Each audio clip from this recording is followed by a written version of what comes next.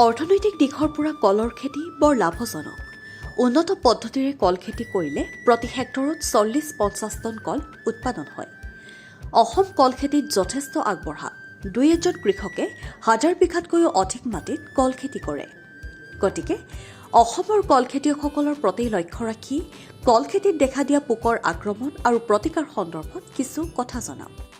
গুৰি বিন্ধোৱা পোক।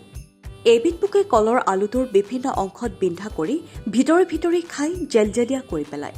লাহে লাহে পাতবোৰ হালধীয়া পৰে আৰু শেষত গছজোপা মৰি যায়। শোধন কৰা পুলি ৰুলে পোকৰ আক্ৰমণ কম হয়। আক্ৰান্ত গছৰ গুৰিত 40 গ্ৰাম ফুৰাটন ঔষধ প্ৰয়োগ কৰিলে সুফল পোৱা যায়। গা গছ বিন্ধোৱা পোক।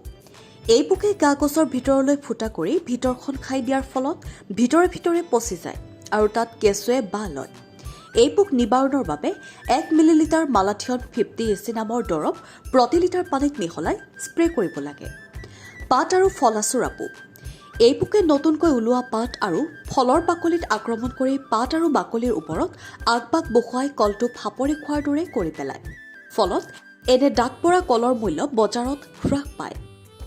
নিবাৰণৰ বাবে শতকৰা 0.05% শক্তিৰ মনোক্ৰটফছ ঔষধৰ মিশ্ৰণ 50 মিলিলিটাৰ পাতৰ থোৰত ঢালি দি সম্পূৰ্ণৰূপে পোক নিবাৰণ কৰিব পৰা যায়। নিউজ ডেস্ক ৰিপৰ্ট, অংকুৰিত অসম।